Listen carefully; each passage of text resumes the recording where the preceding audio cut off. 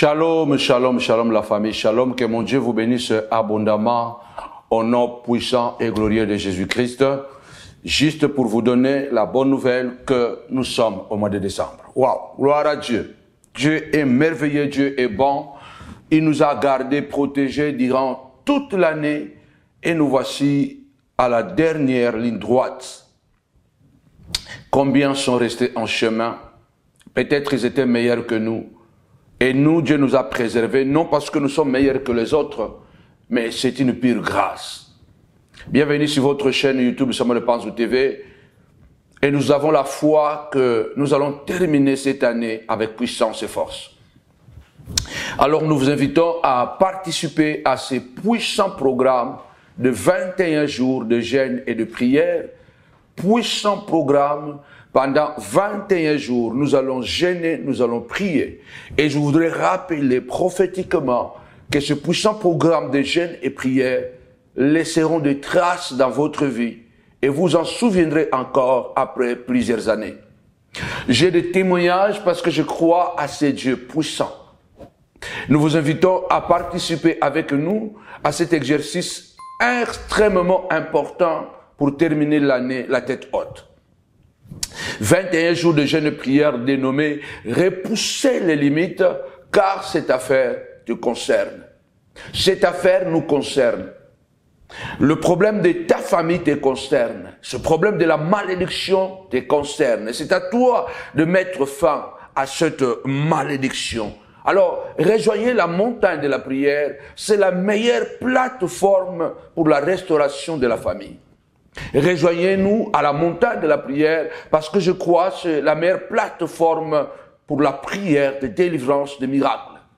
Nous sommes bien à la source de retour à l'expéditeur, nous sommes bien à la source de prière de tremblement et tant d'autres prières qui ont inspiré et qui inspirent encore beaucoup de ministres à travers le monde. Nous bénissons Dieu de pouvoir être un instrument par lequel Dieu est en train de passer pour guérir, pour délivrer et surtout révolutionner plusieurs personnes.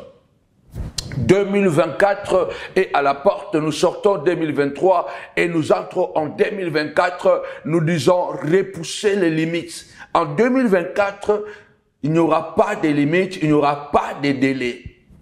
Cela veut dire que les frontières seront repoussées. Dans tous les domaines de notre vie, c'est la vie Zoé. La vie de Dieu, la vie sans limite.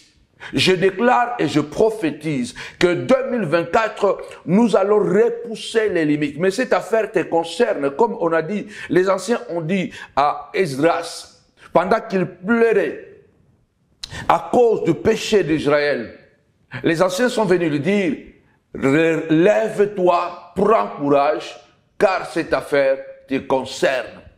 La délivrance de Jérusalem, le pardon de ce peuple, la restauration de ce peuple, cette affaire, c'est ton affaire.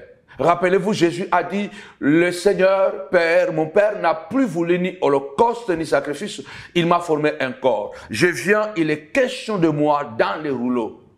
Je viens pour faire, oh Dieu, ta volonté. Le Seigneur a dit, ce n'est plus une affaire d'Abraham, d'Isaac, de Jacob, c'est mon affaire. Je mettrai fin à cette situation où le diable a pris en otage l'humanité tout entière. Je viens. Il est question de moi dans cette affaire du salut de l'humanité. Je parle à quelqu'un qui peut s'élever et avoir le courage de dire que ça doit changer et ça va changer. Il y a des centaines de milliers de personnes qui réussissent dans la vie. Ils n'ont pas d'héritage. Ils n'ont pas eu d'héritage. Ils n'ont pas de connexion avec peut-être des millionnaires. Ils n'ont pas de grands frères, de nocos. Ils n'ont pas. Il y a des gens qui réussissent dans la vie tout simplement avec la foi, la détermination, avec le sang chaud. Et encore, lorsque nous ajoutons la foi en Christ, il y a des gens qui réussissent sans être appuyés par qui que ce soit. Il y a des gens qui sortent de nulle part. Son courage, sa détermination il construit un patrimoine, il construit un héritage pour les générations à venir. Mais lui, il n'a rien trouvé. Il a repoussé les limites. Il a dit, cette affaire me concerne. Je suis né dans la pauvreté, je ne mourrai pas dans la pauvreté. Je suis né dans la souffrance, je ne mourrai pas dans la souffrance. Mon père n'a rien laissé. Mes ancêtres nous ont laissé peut-être certaines valeurs, mais au-delà de ces valeurs, nous ont aussi laissé des malédictions. Alors nous avons la foi que le 31 décembre, 21 jours, nous allons commencer lundi. Lundi 11 décembre jusqu'au 31 décembre. Nous allons prier pendant 21 jours, c'est un jeûne végétarien. On a beaucoup de témoignages. Nous allons désintoxiquer notre corps. Nous n'allons manger ni la viande, ni le riz, ni rien. Tout simplement comme on était au commencement avant la chute de l'homme où Dieu avait donné que le fruit et le légume à l'homme. Donc nous allons seulement manger pendant 21 jours les fruits et le légume. Je vous invite ce 31 décembre 2023 pour entrer le 1er janvier 2024 à la montagne de la prière ministreuse de Paris. Je vous invite à être nombreux, ne venez pas seuls. Ce sera une veillée extraordinaire parce que les frontières seront repoussées. Nous allons entrer prophétiquement avec quelque chose de spectaculaire. Et la gloire de Dieu sera notre partage. Les murailles de Jéricho vont effondrer parce que 2024, nous allons accéder à quelque chose de surnaturel dans le naturel. Alors je voudrais encourager quelqu'un, ne venez pas seul. Venez avec votre famille. Venez avec vos amis, invitez une personne. Ça sera aussi une veillée de prière, de gala, parce que nous allons pour la première fois à la montagne de la prière, après cette veillée, après le temps de la prière, de délivrance, de prophétie, nous allons passer un temps de danse, de manger ensemble. Les tables seront préparées, la nourriture sera là en abondance. C'est pour la première fois que nous allons le faire. Et c'est pourquoi nous vous invitons, venez bien habillés. Parce que 2024, nul ne tiendra devant toi.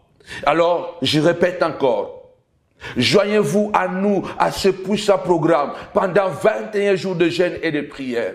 Et j'assure à quelqu'un, la Bible dit, l'Éternel honore la parole de ses serviteurs, que ce programme va laisser des traces indélébiles dans votre vie.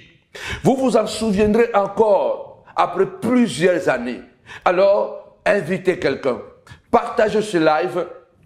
Aujourd'hui, vous avez vu qu'on n'était pas en jeûne et prière parce que nous allons commencer notre jeûne et prière vendredi. C'est pourquoi j'ai décidé, au lieu de faire encore notre 3 jours de jeûne et prière vendredi, samedi, dimanche, donc nous allons commencer directement notre jeûne et prière le lundi à dimanche à lundi. Donc dimanche 10 à lundi 11. Donc à minuit, nous allons débuter notre programme jeûne et prière. Et je crois que nous allons vous donner un puissant programme parce que pendant ces 21 jours, nous serons vraiment présents. Il y aura des téléphones ouverts. Vous pouvez appeler, vous pouvez témoigner, vous pouvez poser des questions par rapport à ces enseignements puissants que nous allons donner pendant ces jeûnes et prières. Et le 31 décembre, nous vous invitons à participer massivement à ce puissant programme. Nous sommes à l'espace Oasis à Noisy-le-Sec.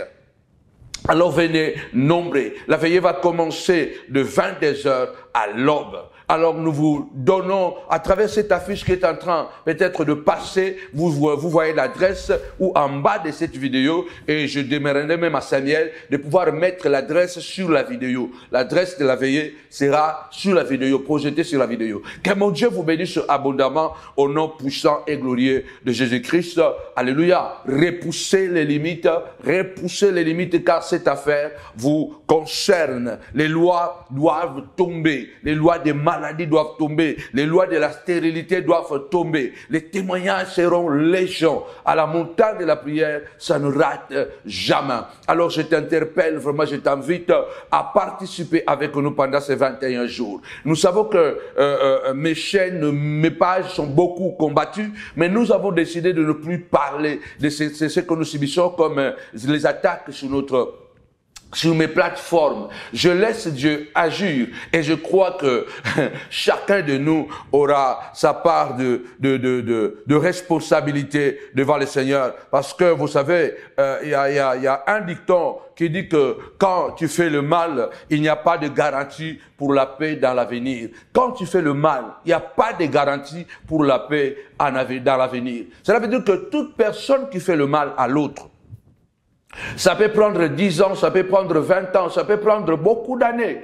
Mais sache bien que devenir fort, puissant, bien-aimé, dans le Seigneur, devenir fort, puissant, ou même célèbre par le mal, bien-aimé dans le Seigneur, c'est préparer un lendemain de tourments pour toi et tes enfants. Je voudrais répéter, devenir fort, célèbre, mais par le mal, tu prépares un lendemain de tourments pour toi et pour ta descendance. Parce que le karma te prendra. La malédiction dont je vais parler ce soir. Ce soir, je vais parler sur cette méthode pour se débarrasser définitivement de la malédiction. Cette méthode pour se débarrasser définitivement de la malédiction. Alors, en tout cas, préparez-vous à voyager avec moi. Tapez-moi déjà 5 fois, alléluia, malédiction, malédiction, malédiction. Tapez-moi 5 fois, malédiction, malédiction, malédiction. Et je suis convaincu que nous allons entrer dans la profondeur, parce que c'est très important, bien aimé dans le Seigneur, nous devons repousser les limites, nous devons repousser, n'est-ce pas, les frontières de nos vies, de nos projets. La Bible dit, vous connaîtrez la vérité et la vérité vous rendra libre. Cette méthode pour terminer avec la malédiction, cette méthode pour en finir avec la malédiction active et persistante. Je suis convaincu que le plan de Dieu pour toi et pour moi, c'est un plan merveilleux. Alors accroche-toi. Accroche-toi, j'aurais besoin de pouvoir me nettoyer le visage. Accroche-toi et accroche-toi. Alors avant de commencer à partager. Je suis convaincu que les gens travaillent pour bloquer nos lives. Les gens travaillent pour pouvoir occulter la chaîne. Vous connaissez ces choses. J'ai décidé de ne plus en parler parce que ce n'est plus un tabou. Mais comme je suis en train de le répéter, nous sommes des hommes de Dieu, des serviteurs de Dieu. Nous connaissons les principes de la Bible. L'homme moissonnera ce qu'il aura semé. Alléluia. L'homme moissonnera ce qu'il aura semé. Toutes ces choses que tu fais du mal, tout le mal que tu fais à quelqu'un, prends ça comme un acompte ou comme un prêt. Cela veut dire que tu vas passer à la caisse pour le payer. Que tu fais ou pas. Je voudrais dire à quelqu'un, devenir fort, devenir célèbre par le mal. Tu peux devenir célèbre, tu peux devenir fort, tu peux tromper tout le monde. Mais sache-le bien, tu es en train de préparer un lendemain de malheur, de tourments, de difficultés pour ta postérité, pour toi et pour tes enfants. Oui, parce que quand on fait le mal, il n'y a pas, bien aimé des Seigneurs, il n'y a pas de garantie pour la paix. Ça veut dire que quand tu fais du mal à quelqu'un, il n'y a pas de garantie que demain tu seras en paix. Demain tu seras dans le tourment. Tu seras dans le tourment. Alors tout ça, tu es en train d'accumuler de malédictions que tu ne pourras pas t'échapper demain. Alors soutenez la montagne de la prière, soutenez la salle. La salle le 31 décembre, seulement la nuit du 31 décembre, ça nous coûte une fortune. Une nuit seulement, ça nous coûte une fortune. Mais nous y arriverons à cause de vous, par vous, avec vous. Parce que la Bible dit que celui qu'on enseigne la parole fasse part de ses biens avec celui qui l'enseigne. À partir de 2024, à la montagne de la prière, nous aussi, nous allons quand même à enseigner sur les données, sur les offrandes et sur les dîmes, parce qu'on n'en parle souvent pas.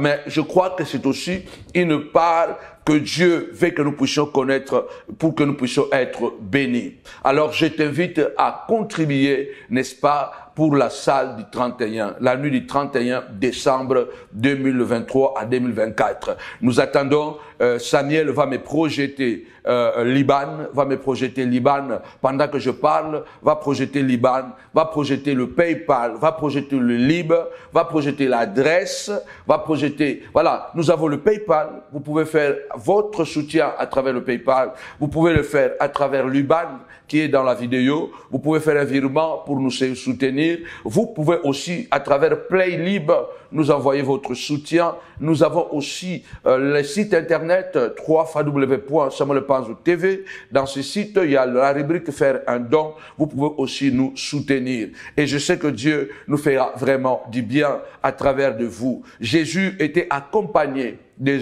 femmes surtout qui l'accompagnaient dans son ministère, des femmes qui étaient reconnaissantes.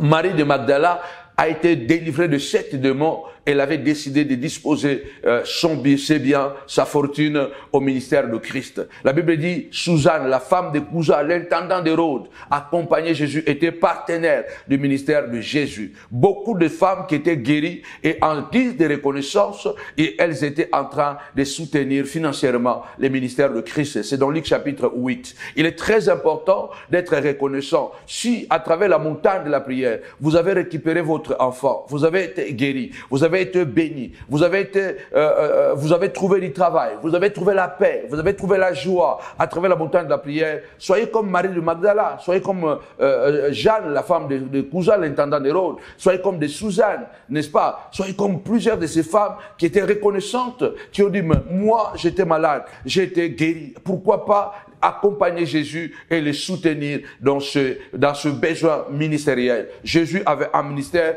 avait 12 apôtres et Judas avait la caisse. C'est Judas qui gardait l'argent qu'on donnait pour soutenir le ministère de Christ. Jésus était capable de créer l'argent, mais il ne le créait pas. Il recevait l'argent de la main de ceux-là que lui, il avait rendu service. Nous aussi, en tant que serviteurs de Dieu, nous sommes au service de maître. La Bible dit l'ouvrier mérite son salaire. Celui qui travaille à l'hôtel mange aussi à l'hôtel. Et la plupart du temps, nous venons auprès de vous pour vous dire que voilà, nous avons besoin de ça. C'est à travers de vous que nous pouvons aller encore plus loin. Alors, ne ratez pas. En tout cas, avant le 20 décembre, envoie ta participation pour que nous puissions payer totalement la salle du 31 décembre. Que mon Dieu vous bénisse. Nous sommes à l'espace Oasis, à Noisy-le-Sec. Nous sommes là-bas de 22h à l'aube. Que mon Dieu vous bénisse abondamment au nom de Jésus. Alors, nous allons taper 5 fois. Courage, courage, courage. Alors, je voudrais d'abord, pour introduire, bien-aimé dans le Seigneur, mon message, c'est quoi une malédiction? Une malédiction, c'est quoi? Une malédiction, c'est un mauvais sort. Une malédiction, c'est une réalité spirituelle que nous connaissons ou que nous ne connaissons pas. Une malédiction, c'est un blocage, c'est un frein. La plupart du temps, la malédiction, les sources de malédiction sont nombreuses. On est maudit parce que nous avons fait un tort à quelqu'un, nous avons détruit la vie de quelqu'un et cette personne, en représailles, si elle est sorcière, elle peut faire des gris-gris contre nous. Si c'est un enfant de Dieu, il peut faire comme David, il disant que si même un juste me fait de mal, c'est une bénédiction. Mais quand je vais me cacher dans les secrets, ma prière se lèvera contre sa méchanceté. Ça veut dire que la malédiction a plusieurs origines. La malédiction peut aussi venir, bien aimé, dans le Seigneur, parce que tout simplement, nous sommes nés dans une famille qui a déjà pratiqué de certaines choses qui ont provoqué la malédiction. Peut-être un ancêtre qui était sorcier, qui a fait des pactes, qui a tué des gens. Et ces gens, parce que le sang chaque fois qu'une personne meurt, et si il meurt, ne pas mourir dans la volonté de Dieu, son sang réclame toujours le sang. Le sang appelle le sang. La malédiction vient de plusieurs manières. Tu es une femme mariée et tu trompes ton mari. Tu fais de l'infidélité, tu trompes ton mari. Sache que ce que tu es en train de faire, tu es en train de causer un malheur qui va tomber aussi sur tes filles et tes garçons demain. Peut-être toi, Ton mari a supporté ton infidélité, mais peut-être tes filles, leurs maris ne supporteront pas leur infidélité. La malédiction, c'est un mauvais sort. C'est quelque chose de négatif, c'est quelque chose de noir, de ténèbres, quelque chose qui bloque, quelque chose qui nous empêche d'aller de l'avant. La Bible parle beaucoup de la malédiction. Bien aimé, la malédiction est un frein. La malédiction ne regarde pas parce que tu es beau ou tu es belle. La malédiction ne regarde pas parce que tu es intelligent, intelligente. La malédiction frappe parce que derrière la malédiction, il y a des esprits. Toutes les malédictions, derrière toutes les malédictions, il y a des esprits. Parce que dans le monde spirituel, tout ce que nous subissons, derrière, il y a toujours un esprit qui doit fonctionner par rapport à ça. C'est pourquoi, pendant ces 21 jours, je vous parlerai de le 13 plus puissant démon. Il y a des milliards de démons dans le monde et dans l'espace, mais les 13 démons les plus puissants dans le royaume de Satan. Donc, chaque mal qui arrive, derrière ce mal, il y a toujours un esprit qui fonctionne pour pouvoir détruire. Il y a les esprits. La Bible déclare, Dieu voulut déstabiliser, n'est-ce pas, à écarter Saoul de son trône. Mais puisque Saoul était encore resté sur le trône, la Bible déclare, Dieu envoya des esprits méchants qui sont venus pour pouvoir déséquilibrer Saoul. Donc, derrière chaque malheur, derrière chaque blocage, il y a toujours un esprit. Alors, tapez-moi 5 fois. La Bible déclare, bien-aimés dans le Seigneur, avec Dieu, nous ferons des exploits. Alléluia. Christ a nous l'espérance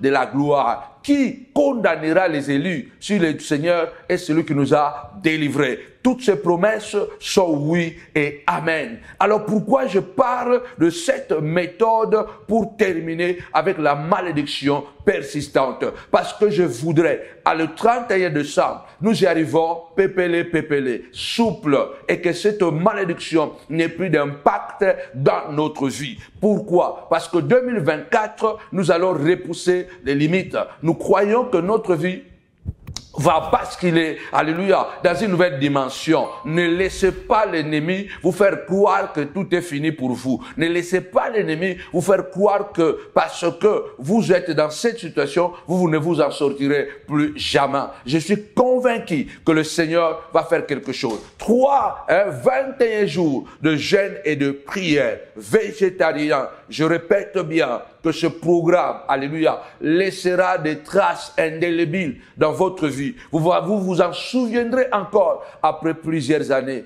alléluia, et dire que voilà, j'avais terminé l'année 21 jours de jeûne et prière avec la montagne de la prière. Waouh! Le Seigneur m'avait visité. Le Seigneur avait guéri mon fils. Le Seigneur avait guéri ma fille. Le Seigneur avait délivré. Le Seigneur m'a béni. Le Seigneur m'a ouvert les yeux. Le Seigneur m'a fait voir. Le Seigneur m'a élevé. 21 jours. Joignez-vous à nous, avec nous, dans ce puissant programme. Et le Seigneur ne manquera pas. Alors, j'ai déjà introduit sur la malédiction. Nous allons lire la parole de Dieu. Cette méthode pour terminer avec la malédiction. La malédiction active, la malédiction persistante. Il est très important de comprendre que la Bible, ce n'est pas un slogan. La Bible, c'est la vie. Nous allons lire la parole de Dieu.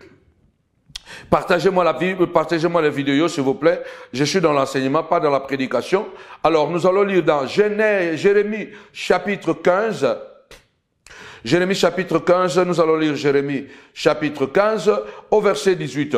Lisez avec moi Jérémie chapitre 15 au verset 18. Je voudrais avoir mes lunettes ici. Ok, Jérémie chapitre 15, Samuel. Gloire à l'agneau de Dieu. Alléluia. Jérémie chapitre 15 au verset 18. Nous allons lire Jérémie chapitre 15, verset 18.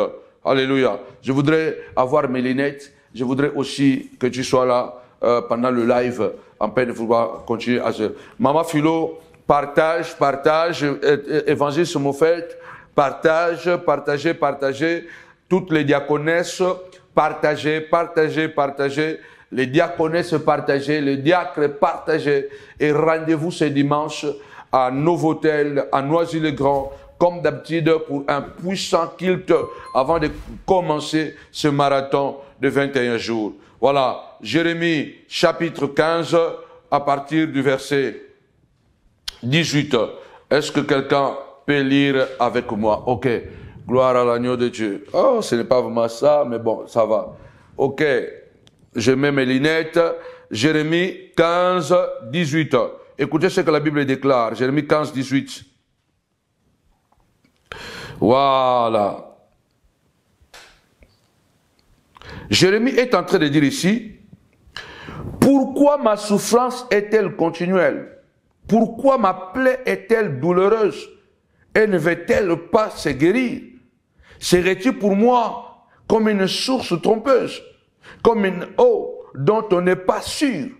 Bien-aimé dans le Seigneur, la Bible déclare, le grand prophète Jérémie, un jour, il est arrivé à se plaindre, à dire, pourquoi cette situation ne finit pas? Pourquoi je ne progresse pas dans la vie? Pourquoi malgré toutes les capacités que j'ai, pourquoi je continue à souffrir? Malgré mes prières, malgré mes gênes, malgré ma foi, mon intégrité, mais pourquoi je continue à souffrir? Jérémie est arrivé à se poser cette question, pourquoi, mais quoi? Pourquoi ma souffrance est-elle continuelle? Pourquoi elle est-elle douloureuse? Ma plaie est-elle douloureuse? Et surtout, elle ne veut pas se guérir. Il y a des situations, bien aimés dans le Seigneur, dans la vie. Vous êtes un enfant de Dieu. Vous êtes chrétien. Vous vous battez, mais les problèmes persistent. Ne pensez pas que Dieu ne vous aime pas, que Dieu ne vous connaît pas. Ne pensez pas que Dieu a tourné son visage ailleurs, il ne vous voit pas. Parce qu'il y a des domaines que Dieu intervient. Il y a des domaines que Dieu peut intervenir, mais il veut que nous puissions nous intervenir. C'est pourquoi il avait dit à Josué, vous êtes resté assez longtemps sur cette montagne. Levez-vous, prenez courage, avancez, prenez le pays. Il y a des choses que moi, l'Éternel, je ne peux pas faire. Je marcherai avec toi, mais je ne marcherai pas pour toi. Cela veut dire que Dieu n'est pas un garçon de course que nous pouvons toujours envoyer. Dieu va faire ça pour moi, Dieu va faire. Dieu va faire ça pour moi, Dieu va faire. Dieu ne dit pas que je marcherai pour toi, mais je marcherai avec toi ou devant toi, ou derrière toi. Il dit à Abraham, marche devant moi. Cela veut dire que moi je suis derrière toi, toi tu dois faire ta part. Ce message qui pilule aujourd'hui dans les églises, n'est-ce pas? Je sais qu'il y a un côté tellement dérangeant de la délivrance. Mais il y a aussi le message de la grâce qui commence à mener vraiment les gens en enfer. Parce que j'ai entendu un prédicateur qui dit que l'idée même que le péché donne à Satan le pouvoir, le droit légal dans notre vie est un mensonge. Aucun péché ne peut donner à Satan le droit d'opérer dans notre vie. Ça, je n'ai pas de mots. En fait, c'est de la sorcellerie biblique. Biblique, non. C'est la sorcellerie vraiment, c'est la sorcellerie humaine. Parce que la seule chose qui peut empêcher Dieu d'agir dans notre vie, c'est le péché. La seule chose qui peut bloquer Dieu, Ésaïe dit, la main de l'Éternel n'est pas courte pour nous guérir. Ses oreilles ne sont pas bouchées pour nous entendre. Mais ce sont nos péchés qui l'empêchent. La seule chose qui donne à Satan le droit légal d'opérer dans notre vie, c'est le péché. Cela veut dire que la Bible dit, tous ont péché, sont privés de la gloire de Dieu. Et celui qui croit au Seigneur Jésus-Christ, celui qui est une nouvelle créature, celui qui est né de nouveau, il a un nouveau défi. C'est de marcher dans la sanctification. C'est de marcher dans la crainte de Dieu. Ça, ce n'est que le début de mon introduction. Pour dire qu'il y a des choses que Dieu doit faire. Il y a des choses où nous devons le faire. Alors, Jérémie est en train de dire, pourquoi ma souffrance est-elle continuelle? Pourquoi ma plaie ne veut-elle pas se guérir? Le Seigneur veut que pendant ce 21 jours, que tu puisses commencer à préparer, à mettre le base, la fondation, pour que 2024, que tu entres pleinement, bien-aimé du Seigneur, avec un pas en avant et que le limite soit repoussé. Bien-aimé, Pendant ce 21 jours, tu es en train de mettre une fondation. 2024, Zoé, la vie Zoé, dans tes finances Zoé, dans ta santé Zoé, repousser les limites. Tu vas grandir, tu vas croître, tu vas progresser. Alléluia. La Bible dit, élargis l'espace de ta tente, rallonge tes cordages, car tu t'étendras à gauche et à droite, et ta postérité envahira les nations. 2024, le Seigneur dit, demande-moi, je te donnerai même les extrémités de la terre en partage. Dieu, en 2024, veut élargir l'espace de ta tente. Il veut t'amener plus loin. Alléluia. Il veut que tu puisses savoir qu'il n'y a rien qui peut t'empêcher en dehors de toi-même. Pourquoi ma souffrance est-elle continuelle? Pourquoi je n'arrive pas à progresser? Pourquoi malgré mes prières, je ne reçois pas les réponses que je devrais recevoir? La Bible déclare, Jésus a dit, qui est le Père qui donnerait à son fils la pierre si celui-ci lui demandait du pain? Qui est le papa qui donnerait à son fils un serpent si celui-ci lui demandait un poisson? Ou un scorpion à la place d'un œuf? Si mauvais que vous êtes, vous savez donner de bonnes choses à vos enfants. À combien plus forte raison votre Père Céleste ne vous donnera pas, ne vous rendra pas justice, gens de paix de foi. Est-ce que quand le Fils de l'homme reviendra, trouvera-t-il la foi sur terre? Il parle de cela dans Luc 18 en disant qu'il fallait toujours prier et ne pas se relâcher. Il prend l'exemple de la veuve qui pendant longtemps, pendant des années, elle se battit contre un juge corrompu en fait d'obtenir justice. Mais elle n'avait jamais obtenu justice.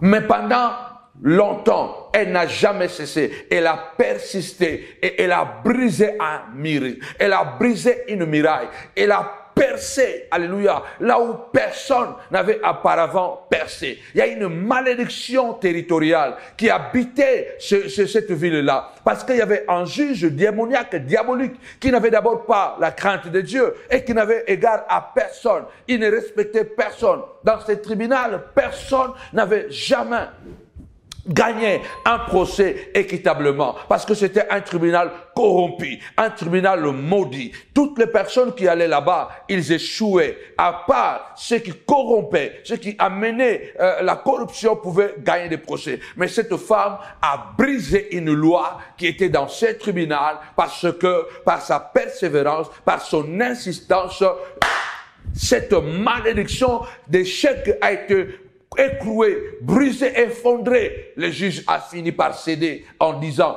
même si je ne crains pas Dieu, même si je ne respecte personne, mais néanmoins, je vais faire justice à cette femme, sinon je risque de tomber malade. Il faut que tu comprennes qu'il y a des démarches à faire, que Dieu ne le fera pas à ta place. Jésus parle d'une pauvre veuve. Il ne parle pas de quelqu'un de fort, de quelqu'un de fragile, parce que les veuves étaient la catégorie la plus fragile en Israël. Vous savez que généralement les femmes n'avaient pas droit à l'héritage et chaque femme dépendait de son mari. Et la mort d'un mari plongeait la femme et les enfants dans une pauvreté extrême parce que c'était une société patriarcale. Les femmes n'avaient pas le droit, les femmes n'avaient pas plusieurs espaces, c'était très difficile. On voit quelques femmes prophétesses, de Déborah, de Hilda, mais la catégorie de veuves en Israël, c'était souvent la catégorie des hommes, pardon, des personnes les plus fragiles. Jésus en illustrant son message que nous devons faire des efforts, nous devons travailler, nous devons être courageux pour briser certains interdits, pour briser certaines situations. Il nous demande la résilience, il nous demande la persévérance. Et je crois que pendant ces 21 jours, le Seigneur va faire quelque chose. Jérémie est en train de dire, mais pourquoi cette situation continue dans ma vie? Il est temps que tu puisses faire de démarches. Si rien n'est fait, la malédiction peut aller de génération en génération. Si rien n'est fait, cet esprit, parce que derrière toute malédiction, il y a un esprit. Il y a des gens qui sont maudits, non parce qu'ils ont fait quelque chose, mais à cause de la haine de gens. Et ça, tu maladie, ça la paix le côté. Moukile toni na mite mamabe, muturusu a moni okaboe, a sepeli na yote, a moni banana yo, a sepeli na banana yote, malamuko a sali yo kindoki, ozupe ba problème, ya on a tout le capena nzambe. Il y a aussi des malédictions qui peuvent nous atteindre, bien-aimés le Seigneur. La Bible dit que la malédiction sans cause n'a point d'effet. Mais ne prenez pas la lettre, prenez l'esprit. La Bible dit la lettre tue, mais l'esprit vivifie. Il y a des gens qui meurent victimes, il n'a rien fait. Ne prenez pas la Bible comme un acquis. Il y a toujours quelque chose que nous devons faire. Parce qu'il y a des gens qui vont en prison, ils n'ont rien fait. Il y a des gens qui sont morts. Et pendant que je parle ici, il y a des gens qui sont en train d'être arrêtés, même assassinés, et pourtant ils sont innocents. Ne vous limitez pas à dire la malédiction sans cause n'a pas d'effet. Vous ne voyez pas qu'un voisin a ensorcelé sa voisine et la voisine est morte? Vous ne voyez pas qu'un ami a envoyé la maladie à son ami et l'ami est mort et l'ami ne lui a rien fait? Et d'ailleurs même l'ami peut-être même lui a tendu la main. Tout mal, derrière tout mal, il y a un esprit. Et le Seigneur veut que tu puisses faire quelque chose, le démarche. Tu dois commencer d'abord à croire au Seigneur Jésus comme Seigneur et ton Sauveur. Une fois que tu deviens enfant de Dieu, tu entres finalement dans une plateforme qui te permet d'être véritablement un géant dans le combat. La Bible dit dans Exode, nous n'allons pas lire, Exode chapitre 20, au verset 4 jusqu'au verset 6. C'est dans les 10 commandements. Et vous devez vous rappeler que Jésus a beaucoup prêché sur les 10 commandements. Depuis la béatitude jusqu'à la fin, Jésus a beaucoup prêché sur les 10 commandements. Dans le premier commandement des 10 commandements, la Bible dit, l'Éternel Dieu dit, écoute Israël, je suis l'Éternel ton Dieu qui t'ai fait sortir de l'Égypte. Tu n'auras pas d'autre Dieu en face de moi. Dans le deuxième commandement, Dieu dit, tu ne te feras pas des images taillées, des choses qui sont en haut dans les cieux. Des représentations des choses qui sont en haut dans les cieux, en bas sur la terre et plus bas que la terre. Tu ne te prosterneras pas devant ces choses. Car moi, l'Éternel ton Dieu, je suis un Dieu jaloux. Et je punis l'iniquité de père sur les enfants jusqu'à la 3e et à la 4e génération de ceux qui me haïssent. Et je fais du bien, je hais de la compassion envers ceux qui m'aiment jusqu'à 1000 générations. Vous voyez qu'il y a des malédictions que nous pouvons subir. Nous ne sommes pas directement impliqués dans ces malédictions. Je vais aller doucement. Si rien n'est fait, la malédiction peut aller jusqu'à 3e, 4e génération. Mais quand vous regardez la Bible, regardez bien dans la Bible, vous allez voir que il y a des gens qui sont arrivés. Je vous ai donné un enseignement toujours sur la malédiction. Lévi avait commis un péché d'infidélité. L'inceste, je ne sais pas comment on peut expliquer ça, parce que il avait couché avec Tamar, sa belle-fille. Donc la veuve de son fils aîné qui était mort. Ce péché-là, le même Judas, c'est lui Judas qui avait donné l'idée de vendre Joseph. Regardez que dans la lignée de Judas, il y a eu beaucoup de crimes de ce genre. Beaucoup de trahisons. Et David en a subi les conséquences en allant coucher avec Bathsheba, la femme de son meilleur ami, son meilleur soldat, au point de pouvoir tuer Uri. Or, David est en train de subir la malédiction de Judas. Or, quand tu vois Judas jusqu'à David, il y a à peu près 11 ou 12 générations. Donc, si rien n'est fait, une malédiction peut durer des siècles. Quand rien n'est fait, il ne faut pas se dire que non, dans Exode 20, deuxième commandement, Dieu a dit que la malédiction a une durée de 4 générations. Dieu a dit jusqu'à 3e, 4e génération. Attention, ça c'est la lettre. La lettre tue, mais l'esprit vivifie. Ça, c'est la lettre. Mais dans la pratique, on voit qu'il y a des malédictions qui persistent, voire même plus de 500 ans. La malédiction est toujours là. Les esprits qui sont derrière la malédiction, si rien n'est fait, ces esprits ne vont pas dégager, ne vont pas déloger. Et je vais t'enseigner de méthodes à partir de cet enseignement jusqu'au 31 décembre pour que les limites soient repoussées dans ta vie. Pour que les limites soient repoussées dans ta vie. Au nom puissant et glorieux de Jésus. Alors, la malédiction nous bloque. La malédiction nous empêche de nous épanouir. On peut être hyper intelligent. On peut même avoir des connexions avec des personnalités élevées. Mais malheureusement, il y a un esprit qui brise nos connexions. Ce n'est pas que nous n'avons pas, nous ne sommes pas chrétiens. Ce n'est pas que nous ne sommes pas enfants de Dieu. Ce n'est pas que nous ne sommes pas assez sages.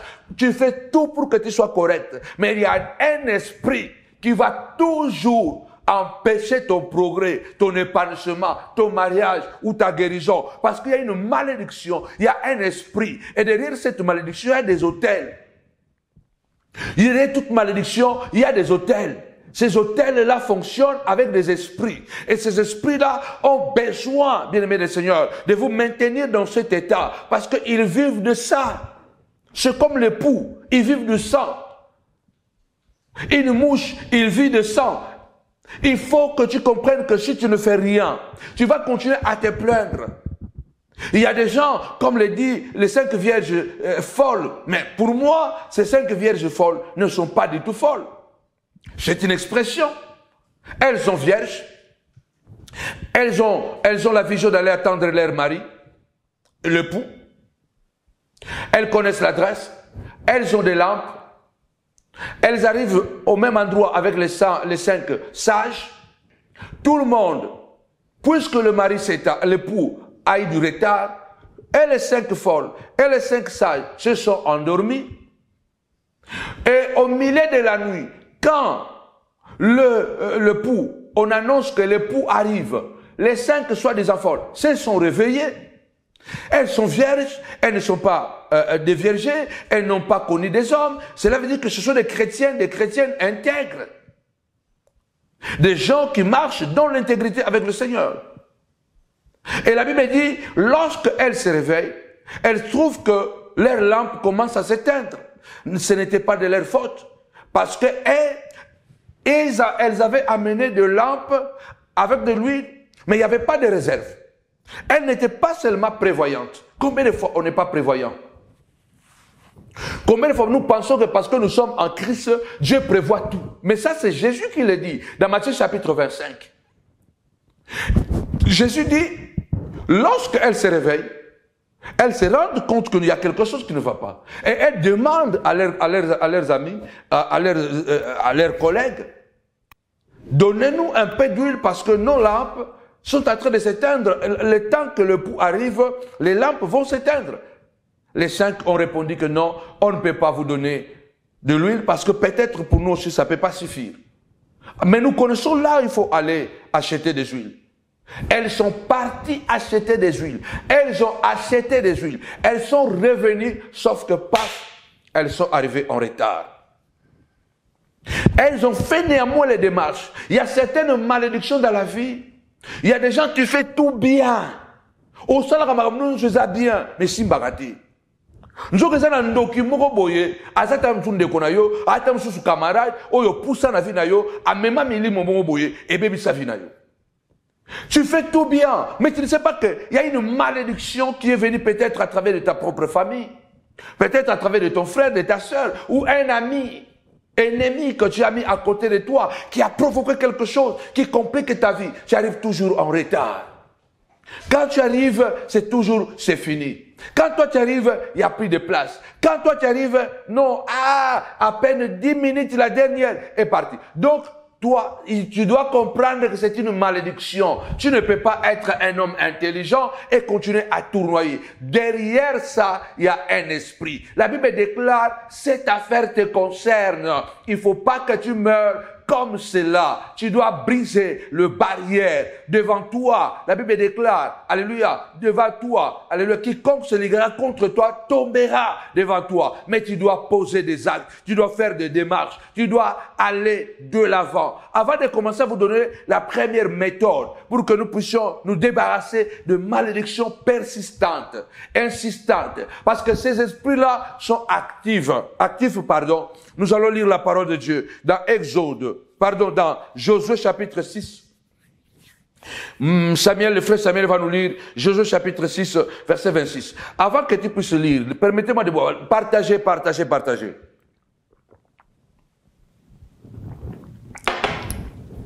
Avant de pouvoir lire, la malédiction peut vous rendre inapte. La malédiction peut vous faire pourrir la vie. Et pourtant, vous avez une grande destinée. Tu te poses la question, mais pourquoi? Je me suis rappelé d'un témoignage que j'avais donné, je crois, cette semaine déjà. À l'époque, je n'étais pas encore chrétien. Je devais avoir 18 ans. J'étais tout près de ma conversion parce que moi, je me suis converti à l'âge de 19 ans, 20 ans. Donc, moi, je devrais avoir 19 ans. 18 et 19 ans. Et ce petit garçon, qui s'appelait Mwanga, devrait avoir entre 14 ans, 15 ans. Il était un jeune homme, un génie. Déjà, il était très beau. Ce petit garçon-là, il était très, très beau. Il lançait, il grandissait bien, mais il était un génie de la mécanique. Il pouvait réparer n'importe quel véhicule, de la voiture au camion. Et ce qui est étrange, ce petit lapin à son âme, Mwanga, n'avait jamais mis ce pied dans un garage pour apprendre la mécanique. Il était un grand mécanicien. Il avait 14-15 ans. Il pouvait réparer les montres, il pouvait réparer les radios, il pouvait tout réparer, ces petits garçons. Donc il était tellement brillant que quelquefois quand il réparait un camion ou un véhicule, il le conduisait dans le quartier et les gens acclamaient parce qu'un jeune homme de 14 ans, 15 ans qui conduit un camion, qui répare, il réparait presque tout. Il peut te réparer la montre, il peut te réparer ton électroménagère, il peut te tout. Il peut te réparer la radio, il peut te réparer ton chauffage, ta cuisinière, il peut te réparer. Il réparait tout, ce garçon-là. Il était hyper intelligent. C'est pourquoi moi je crois que l'intelligence est un don que Dieu a donné à chacun de nous. Et c'est inné, l'intelligence. Mais nous étions tellement bluffés tous, et ce garçon avait un impact dans le quartier. Donc, mais il y avait une malédiction dans la famille de son père, ou de sa mère, je ne me rappelle plus. L'esprit de vol. Dans la famille de son père ou de sa mère, les gens volaient beaucoup. Et le seul problème de ces garçons, c'était le vol. Ils volaient trop. Ils volaient quelquefois même, vous allez les laisser peut-être les choses pour réparer. Après peut-être il a vendu ça, après il cherche à récupérer de l'autre côté. Donc il était un voleur. Il était habité par un esprit de vol. Les parents ne pouvaient, à l'époque déjà papa n'était pas là, et ils grandissaient seulement avec leur maman. Ils ne priaient pas, à l'époque aussi nous tous on ne priait pas. Donc eux aussi ne priaient pas. Nous on a donné notre vie au Seigneur, on est devenus chrétiens, le petit grandissait, toujours dans ce qu'il faisait. Finalement, une fois que nous sommes venus en Europe, nous avons appris que le petit a été assassiné parce qu'un jour ils sont allés voler dans la maison d'un chef, je crois un général ou un tenente colonel, et puis voilà, il a fait sortir son arme, il a tiré, et lui il est mort. Mais quand je vous raconte cette histoire avec la chair de poule, vous comprenez que comment un garçon si ce garçon, si il était né en Europe, peut-être il allait inventer des choses. Il allait inventer des choses. Donc, il avait un avenir promettant. Il avait une destinée pétillante. Mais sauf que, il y avait un esprit. Il y avait un esprit dans leur famille qui cherchait les garçons. Et malgré que ce garçon-là, il était l'homme providentiel qui allait repousser les limites. Il était aussi malheureusement le seul garçon. Et dans la famille, il n'y avait que des filles. Donc il était le futur patron, le futur noko qui devait avoir de l'argent, qui devait accompagner ses sœurs, ses petits neveux qui allaient naître. C'était l'espoir de la famille. Mais il y avait une malédiction qui dérangeait la vie de ces garçons. Et quand vous regardez ces garçons, avec ce qu'ils faisaient et ce qu'on entendait de lui, ça n'avait rien à voir. Il était poli, il était un garçon très poli, mais sauf que c'est plus fort que lui, il volait. Et il est mort au moment où il est allé voler. Vous voyez que la malédiction ne regarde pas votre beauté. La malédiction ne regarde pas vous êtes chrétien. Parce que la malédiction est tellement insidieuse. La malédiction peut se camoufler. Ne vous arrêtez pas à crier. Je vous donne même le verset. Ézéchiel chapitre 18. On ne dira plus cet adage en Israël. Les parents ont mangé les raisins verts et les dents des enfants en ont été agacées. L'âme qui pêche, c'est l'âme qui mourra. Mais continuez la lecture. Le peuple crie, il demande au prophète, oh prophète, qu'est-ce que tu racontes? Dans Exode chapitre 20, à partir du verset 4 jusqu'au verset 6, le deuxième commandement, il est écrit que la malédiction de papa doit descendre sur les enfants. Comment tu peux dire que les enfants ne doivent plus hériter la malédiction de leur père? Écoutez les prophètes, la réponse. Il dit parce que l'enfant n'a pas agi comme son père. Parce que l'enfant a fait une certaine démarche. L'enfant n'est pas idolâtre. L'enfant marche dans la justice. L'enfant marche dans la crainte de Dieu. L'enfant marche loin de l'adultère. Voilà pourquoi l'enfant ne subira pas les sorts de son père. Ça veut dire que ce n'est pas du tout naturel que parce que les parents ont fait le mal, nous les enfants, ça nous ne concerne pas. Non, nous les enfants, nous devons faire une démarche. Nous devons faire une démarche. Ça veut dire que nous devons ne pas faire comme les parents ont fait. Mais si nous continuons dans la même lignée, voler, insulter, faire du mal aux autres, ces esprits-là resteront toujours actifs. Je lève ma main droite. C'est pour la liberté que Christ nous a affranchis. Pendant ces 21 jours de jeûne et prière, que toute malédiction active, persistante, soit annulée sans effet, au nom puissant et glorieux de Jésus-Christ. Je prie ce soir que pendant ces 21 jours que nous allons débuter le lundi, que la manifestation de Dieu ouvre tes yeux et que tu te lèves et dises que cette affaire me concerne. Et en 2024, l'espace sera élargi. L'impossible deviendra possible. Il n'y a plus de condamnation pour ceux qui sont en Christ. C'est Paul qui dit ça. Mais écoutez Paul, je traite durement mon corps. Je le tiens assujetti, de peur que moi-même, je ne sois pas rejeté après avoir prêché aux autres. Il y a la possibilité, si nous ne faisons rien, malgré que nous sommes chrétiens, la malédiction va continuer à peser sur nous. Attention, nous allons lire la parole de Dieu, nous allons voir que la malédiction libérée par dans votre famille, peut-être quelqu'un vous a maudit. Vos parents ont fait des choses, vos aïeux ont fait des choses. Quelqu'un a maudit votre famille. Il avait le droit de vous maudire parce que votre grand-père avait tué leur enfant. Votre grand-père peut-être avait couché avec la femme de leur frère. Et cela a causé des troubles. Il avait fait l'enfant là-bas. Et ça a détruit cette famille-là. Et cette famille-là a fait des gris-gris, a parlé, a libéré des paroles. Ces esprits-là sont connectés. Et ils ne cherchent que ça. Ces démons ne cherchent que ça. Et ils sont là. Peut-être tu es né plus tard. Mais cette malédiction est collée à toi, est collée à moi. C'est pourquoi nous devons veiller et prier. Je vais vous révéler des choses terribles ce soir. Peut-être même vous avez des enfants hyper intelligents. Mais vous devez savoir que la malédiction peut détruire n'importe qui. Si on ne fait rien, si on ne fait aucune démarche, si on ne fait rien, on ne pose pas des actes que je vais énumérer ici tout à l'heure. Bien-aimés, cette malédiction va tuer votre grâce, va vous ralentir. Comme ce garçon, ce petit garçon, qui serait aujourd'hui un homme. Il était plus intelligent que nous tous. Parce que ce que ce petit-là faisait, nous, on ne pouvait pas le faire.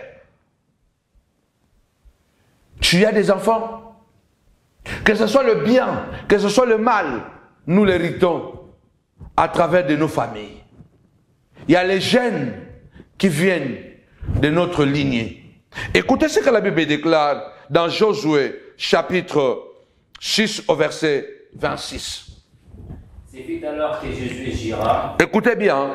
Ce fut alors que Josué gira en disant, Maudit soit devant l'Éternel, maudit soit devant l'Éternel, l'homme qui s'élèvera pour rebâtir cette ville de Jéricho. Partagez, partagez. L'homme qui s'élèvera pour rebâtir cette ville de Jéricho. Il en jettera les fondements au prix de son premier-né. Écoutez bien, la malédiction n'est pas des choses au hasard. Quand quelqu'un maudit, quand quelqu'un libère la malédiction, soit il dit, tous les enfants aînés seront comme ça. Toutes les filles seront comme ça. Dans cette famille-là, chaque première-né va mourir.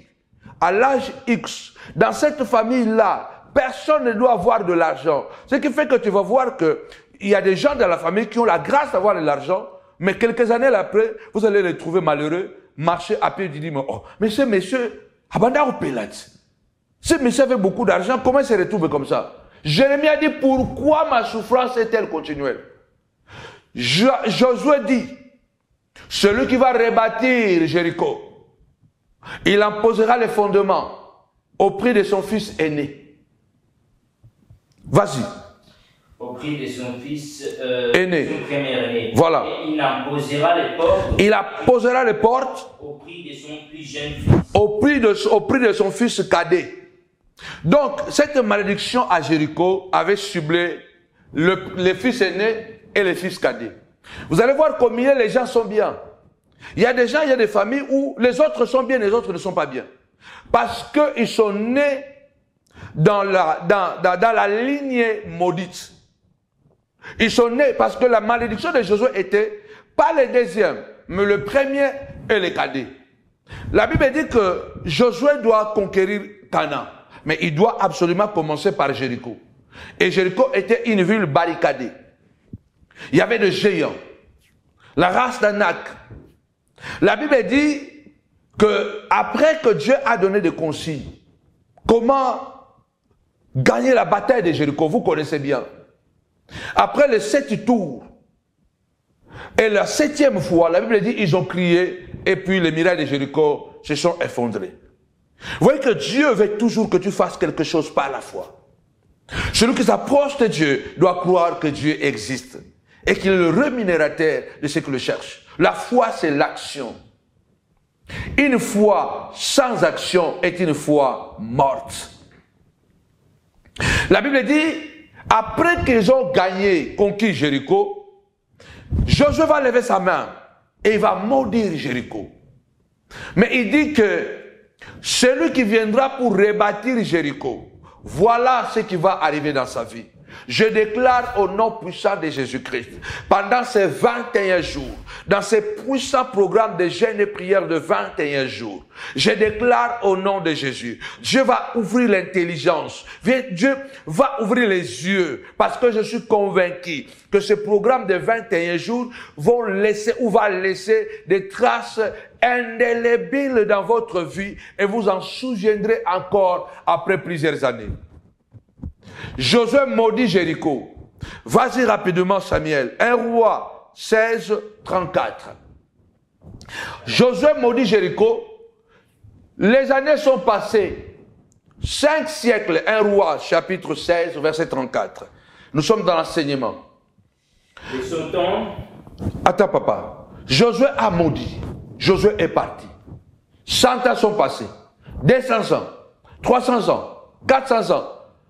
Hiel de Bethel, c'est un homme qui était de Bethel, qui n'était même pas de Jéricho. Il a dit, bon, je suis un promoteur immobilier. Je ne peux pas laisser un territoire comme ça, un grand territoire comme Jéricho, qui à l'époque c'était une grande ville. Je vais investir là-bas. Attention, il y a des territoires maudits. Il y a des familles maudites. Tu te maries là-bas, ta vie est bousillée. D'ailleurs, il faut que nous puissions continuer à lever notre vie, notre prière, même pour nos enfants. Que le diable, à travers une malédiction de la famille, qu'on n'envoie pas de mauvaises femmes à tes garçons, qu'on n'envoie pas de mauvais maris à tes filles. Il y a des familles où il y a la malédiction, les hommes croisent toujours de mauvaises femmes. Les femmes croisent toujours les mauvais maris.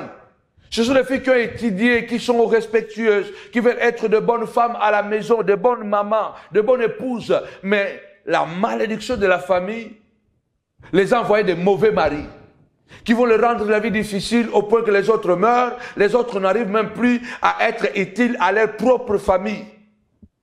Il faut te lever et te dire, Seigneur de gloire, s'il y a une malédiction dans ma famille, que les garçons doivent croiser des mauvaises filles dans leur vie, au nom puissant de Jésus-Christ, mon enfant ne croisera pas une fille sorcière qui va nuire à sa vie. Toute ta vie, tu as dédicacé ta vie pour souffrir, envoyer tes enfants à l'école, afin que demain, ils deviennent le bâton de ta vieillesse et une sorcière. On la voit une mauvaise femme, le garçon est bousillé. La Bible dit, Josué est parti.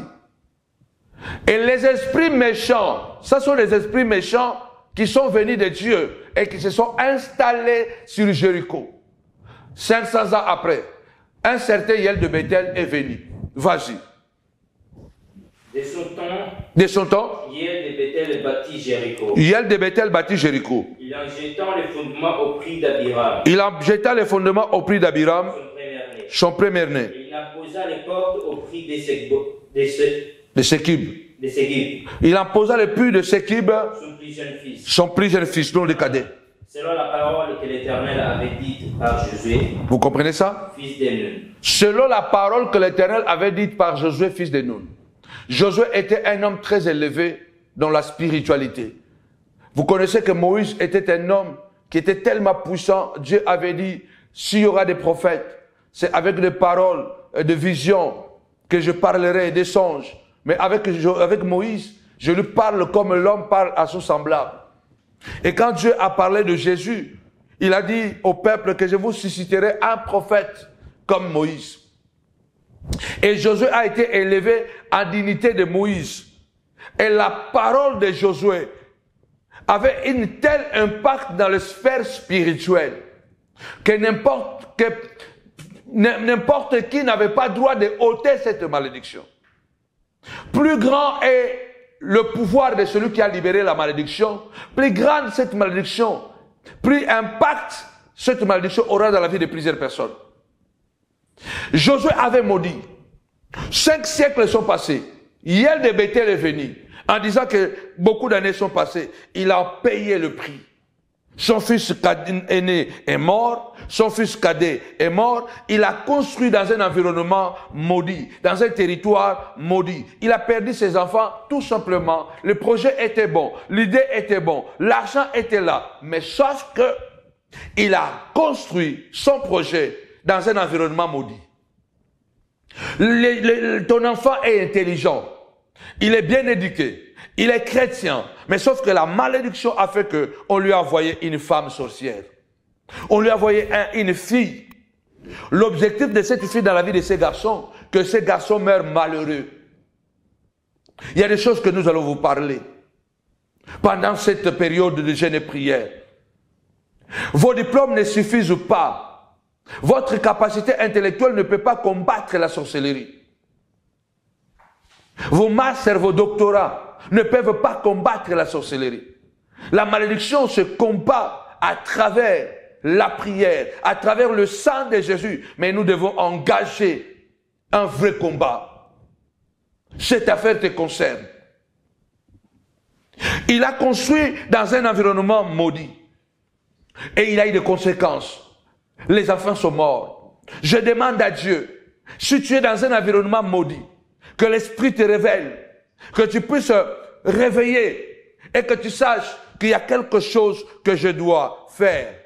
Je n'ai pas encore donné le premier élément.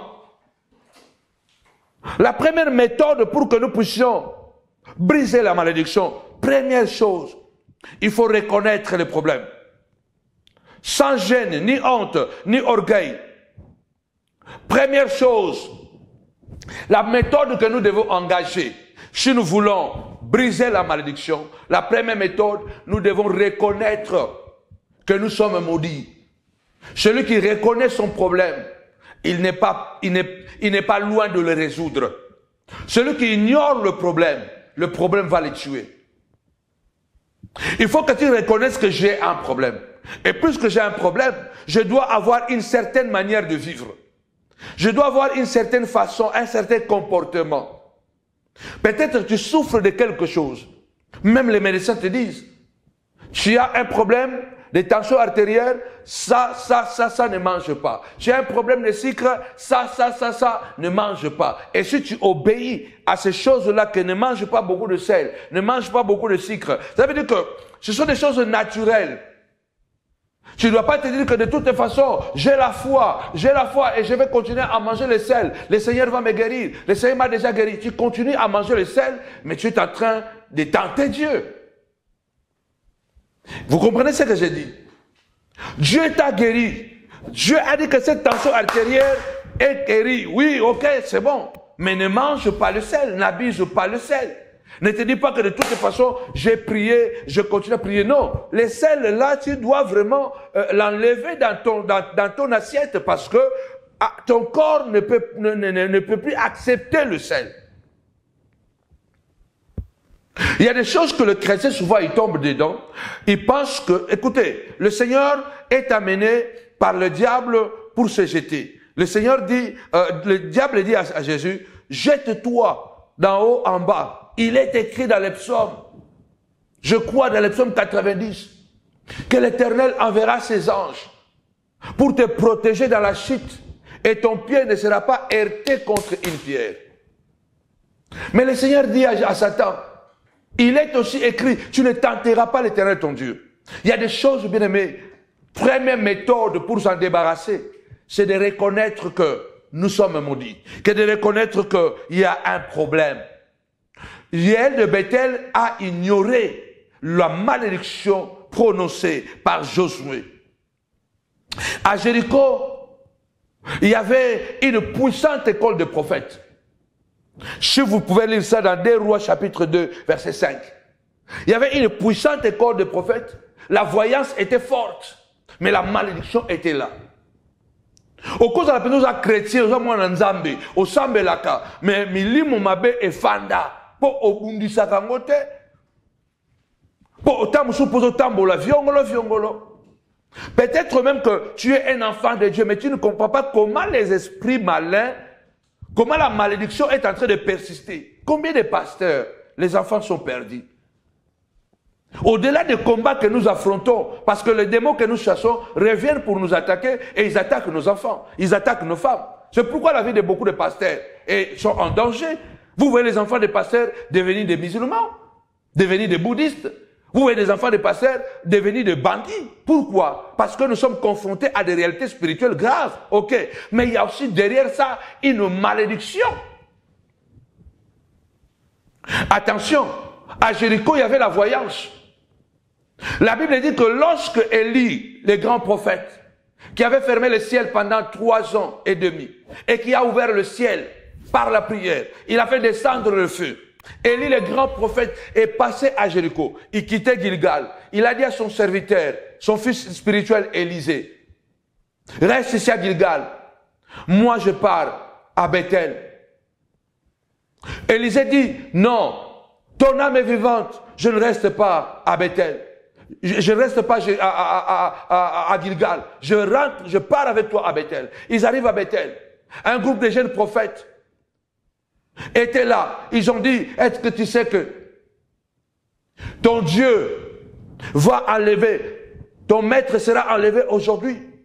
Élisée dit, j'ai laissé moi aussi qu'il y a l'enlèvement.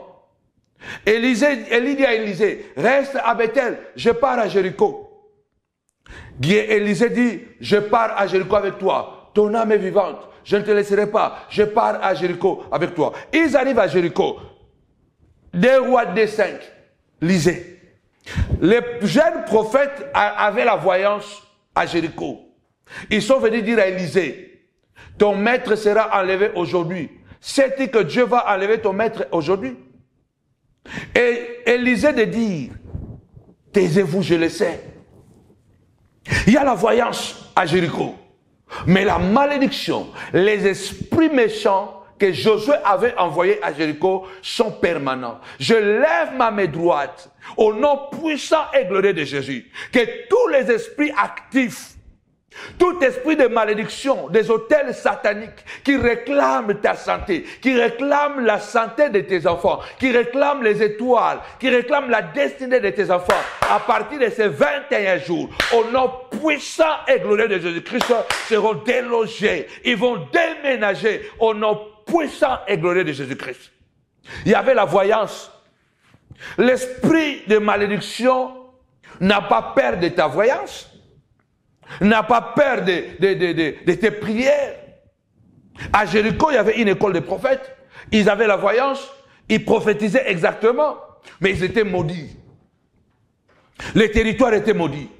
Tu parles du Seigneur, tu prêches l'évangile, mais il y a une malédiction qui t'empêche d'évoluer. Il y a une malédiction qui t'empêche d'avoir la paix dans ton foyer. Parce que cette malédiction est dans la famille. Dans votre famille, dans la famille de ton mari, les femmes ne sont jamais à l'aise. Donc les femmes ne sont jamais à l'aise avec leur mari. C'est l'esprit de la famille de ton mari. Donc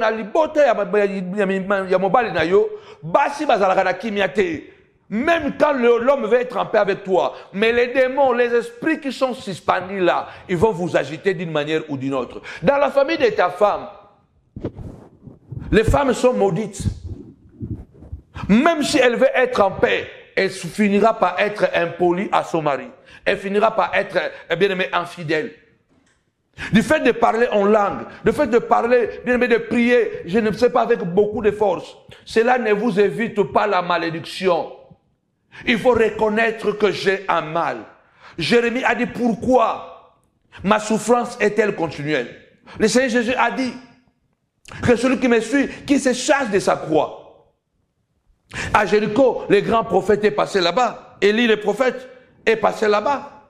Mais Jéricho est resté maudite. Les esprits étaient toujours à Jéricho. Je dis que Jéricho ressemble à la vie de beaucoup de chrétiens.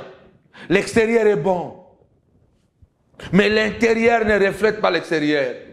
On est bien, on danse, mais à la maison c'est l'enfer. Les injures, les cauchemars, les maris de nuit, les femmes de nuit. Mais ce n'est pas logique. Pourquoi la femme de nuit ne veut pas te quitter? Pourquoi le mari de nuit ne veut pas te quitter? Ça veut dire que ce mari de nuit-là n'est pas un mari de nuit normal. C'est un mari de nuit de malédiction. Il sera actif. Tant que toi, tu ne feras pas la démarche. Première démarche, tu dois reconnaître. Je suis chrétien, mais il y a une malédiction dans ma vie. On vous ment. Paul dit aux Thessaloniciens, j'ai préparé 2 fois le voyage de venir vers vous. Satan m'a empêché. Pierre a dit à Anania, pourquoi tu as permis que Satan entre et prenne ton cœur? Satan peut même prendre le cœur d'un chrétien. Satan peut entrer dans la maison d'un chrétien. J'ai dit que si Satan était entré dans le jardin d'Éden, il peut entrer dans la maison d'un apôtre, d'un prophète, même s'il prophétise. Nous devons d'abord reconnaître qu'il y a un problème. Et quand tu reconnais qu'il y a un problème, tu dois aller chercher un homme de Dieu. Deuxième méthode, ne sois pas orgueilleux. Fais la démarche d'aller chercher un homme de Dieu. Vrai. La Bible déclare, Jéricho était une belle ville. L'apparence était bonne. Mais la malédiction était là. Les esprits étaient toujours là. Il y avait la mort, il y avait la stérilité. Et pourtant, l'apparence est bonne. C'est ça l'image des églises d'aujourd'hui. L'image des chrétiens aujourd'hui. Bon chic, bon genre. Mais les esprits jouent avec nous. Les enfants n'arrivent même pas à servir le Seigneur convenablement. À la maison, c'est la bagarre. Dimanche à l'église, on chante. À la maison, c'est les insultes. Mais sur Facebook, sur YouTube, on est tous bons chic, bons genre, des bons chrétiens. Le Seigneur est bon. Alléluia. Shalom. Notre Dieu est bon. Avec Dieu, nous ferons des exploits. Mais lorsque la lumière est éteinte, c'est la bagarre, c'est l'enfer. Les enfants ne dorment pas. Elles sont étranglées matin, midi, soir. Pourquoi? Parce que les démons de la malédiction qui sont suspendus dans la famille n'ont pas peur de vos prières, n'ont pas peur de vos prophéties. Il faut reconnaître qu'il y a un problème. Deuxième méthode, soyez courageux, enlevez la honte, allez chercher un homme de Dieu, parlez-en à votre pasteur, dis à ton pasteur qu'il y a ça, ça, ça. Le pasteur prie, il gêne. Ta vie n'avance pas. C'est toi peut-être qui es le vrai problème. Parce que tu ne dis pas la vérité. Mais les prophètes étaient là-bas à Jéricho.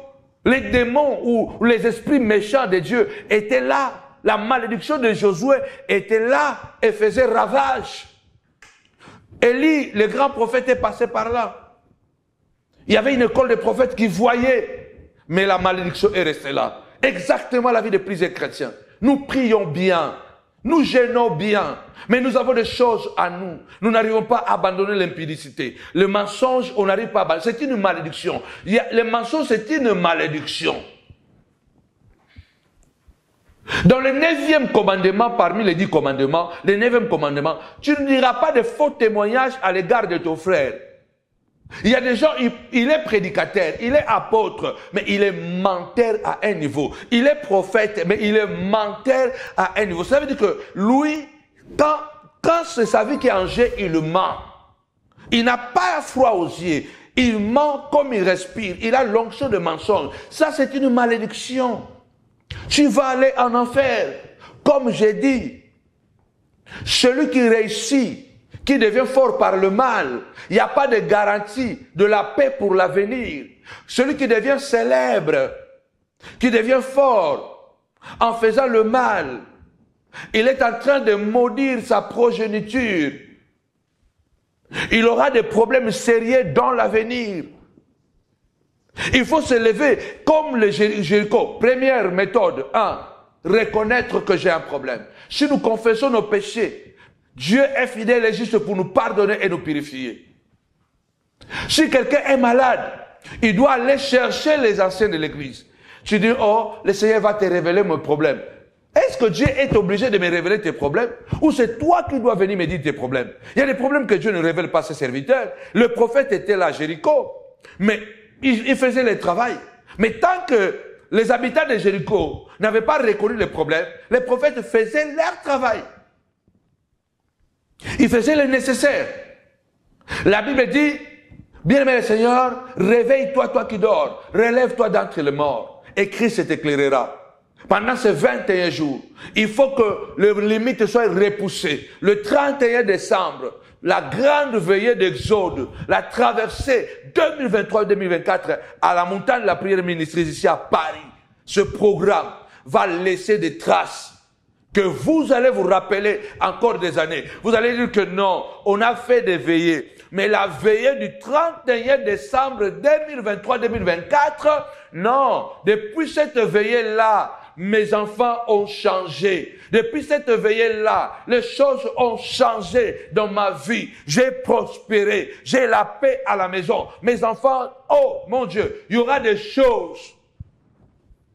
La Bible déclare, première chose, lorsque Élisée est revenu à Jéricho, ils ont dit, ah, on a été distrait avec son père spirituel, nous n'avons rien dit.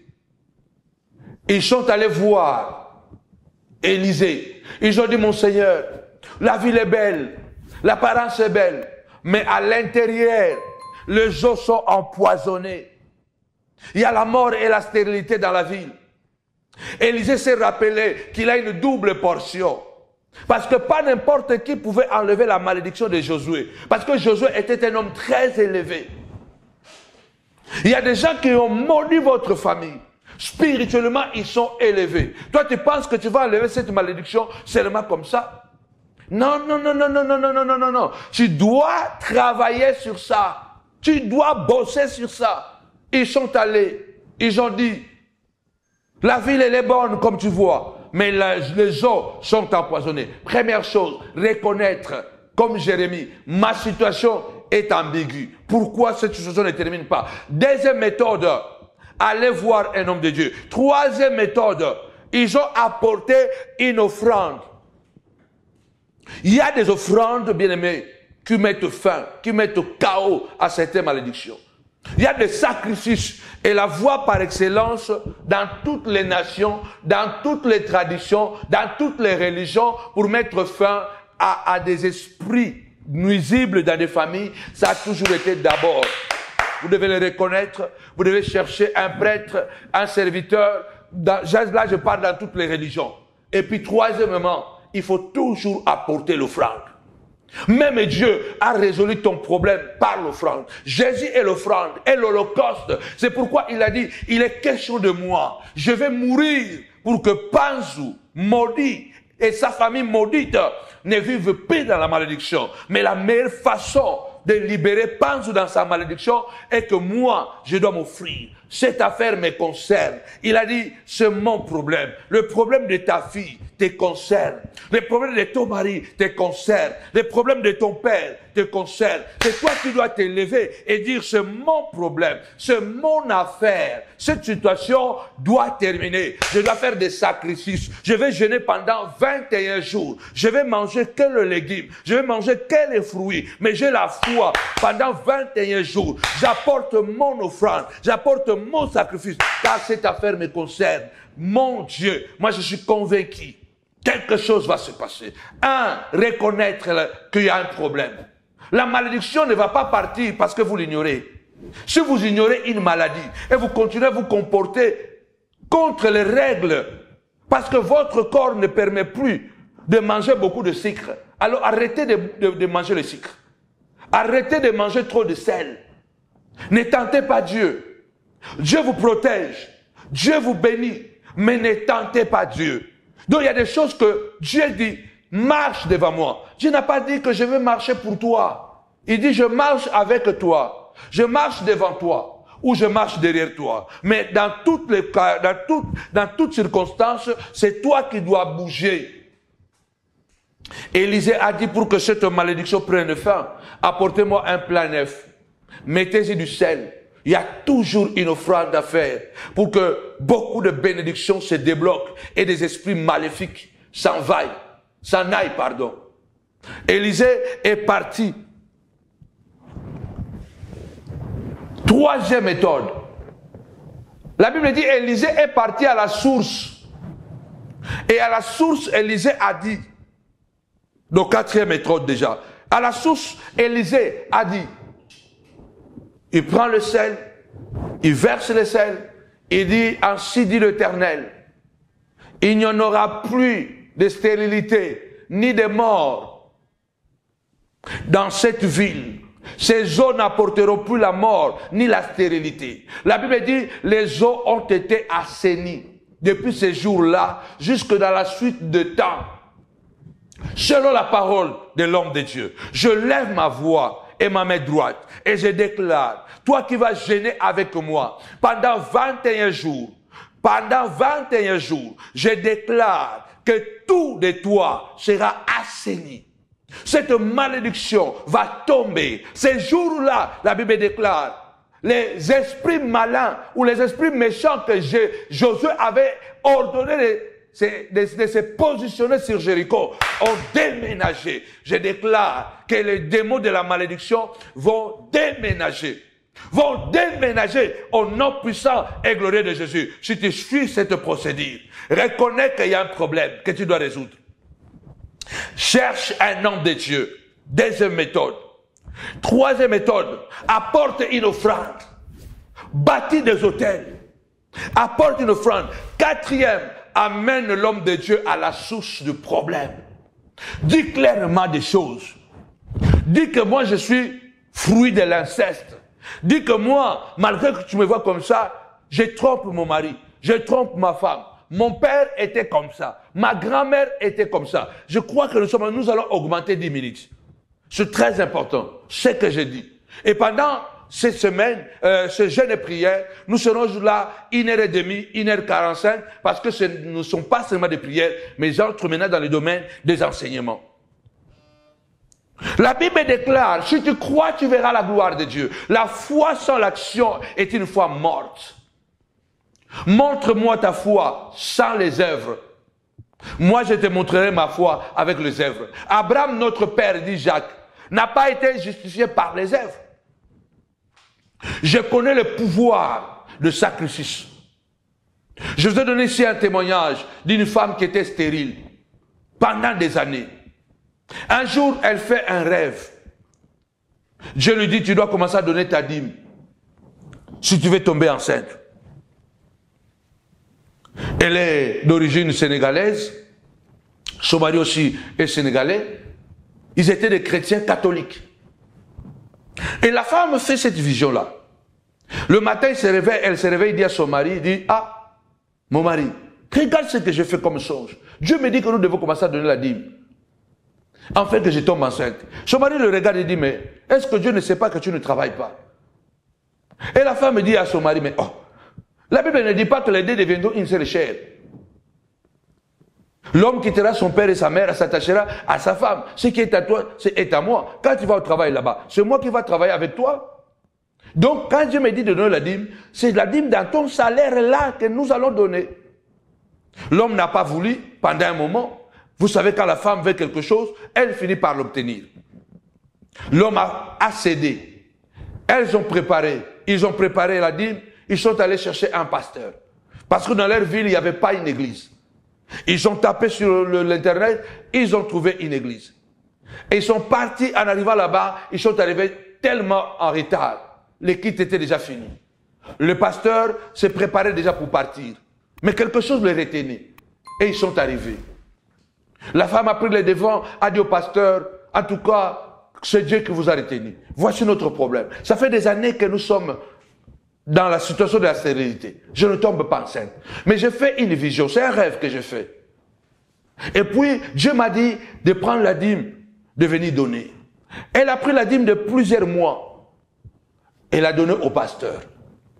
Et l'homme de Dieu les a dit, agenouillez-vous, je vais prier. Et il a prié pour eux. Ils sont repartis. Un mois après, la femme est tombée enceinte. L'année qui a suivi, elle a mis au monde une jolie fille. Une jolie petite fille. Vous allez penser que elle a acheté l'enfant. Qu'est-ce que vous pouvez donner à Dieu que Dieu n'a pas? Dieu veut tout simplement que notre foi soit exercée par les actes.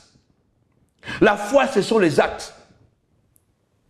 Elle a brisé la malédiction de la stérilité tout simplement par une offrande. Et elle est tombée deuxièmement enceinte. Elle a oublié de continuer à donner sa dîme. Elle a laissé l'église. Et puis, pouf, le deuxième enfant est tombé malade. Quand le deuxième enfant qu'ils ont eu, garçon, est tombé malade, gravement malade, il y a même un pasteur qui les a dit que non, il faut laisser cet enfant va mourir. Dieu est revenu vers la femme. Et il lui a dit, pourquoi tu as brisé l'alliance? Je t'avais dit que tu dois continuer à offrir. Il y a des choses, bien aimé, quand tu as commencé, ne t'arrête pas. Parce que c'est ça qui va déclencher de grandes bénédictions après des années. Elle s'est rappelée, elle a dit à son mari, waouh, Dieu est venu encore me parler. Elles ont tapé sur Internet, ils ont trouvé l'église de Mira. À l'époque, j'étais à Milan, Arbre de Vie. Je leur ai donné l'adresse un dimanche qui devait venir. Moi-même, je les ai donné l'adresse, mais ce n'était pas la vraie adresse. Je ne sais pas comment je me suis trompé en leur donnant une fausse adresse. Donc, ils sont venus à Milan, ils ont tourné. Ils ont appelé, comme on était au kilt, le téléphone était éteint. Et puis moi, je ne les ai pas vus venir au kilt. Quand je finis le kilt, j'ai ouvert le téléphone, j'ai vu qu'ils avaient appelé plus de 15 fois. Je les ai rappelés, ils ont dit, mais on est là depuis à tourner, ça fait 3 heures qu'on tourne, on ne trouve pas l'église. J'ai dit, mais l'adresse, ils ont vu l'adresse, mais je me suis trompé de l'adresse. Regarde comment même le diable, quand il veut embrouiller les choses. Ils sont arrivés, ils m'ont raconté l'histoire. Et ils ont dit, nous avons amené notre dîme. Ils ont amené une dîme à peu près de 6 à 7 mois. J'ai encore prié pour l'enfant. L'enfant avait une maladie, quand il mangeait, directement sortait. Donc, l'enfant ne retenait rien. Et puisque l'enfant ne retenait rien de ce qu'il mangeait, il maigrissait. Il perdait le poids. Et le médecin était vraiment désespéré. J'ai prié le Seigneur en apportant leur offrande qu'ils ont apportée. J'ai prié, ils sont rentrés. Le même soir, ils m'ont appelé. Ils m'ont dit que Emmanuel, le nom de l'enfant, c'est Emmanuel. Emmanuel a mangé et finalement, il a gardé la nourriture dans son ventre. Waouh, quel miracle! Un mois après, Emmanuel a repris, a commencé à marcher. Aujourd'hui, c'est un grand garçon. Mais il y a des malédictions qui ne tomberont pas tant que nous n'allons rien faire. Aujourd'hui, je vous donne 5 méthodes, parce que sur 7, je vais continuer. La malédiction, c'est quelque chose, bien aimé dans le Seigneur, qui peut être très subtil.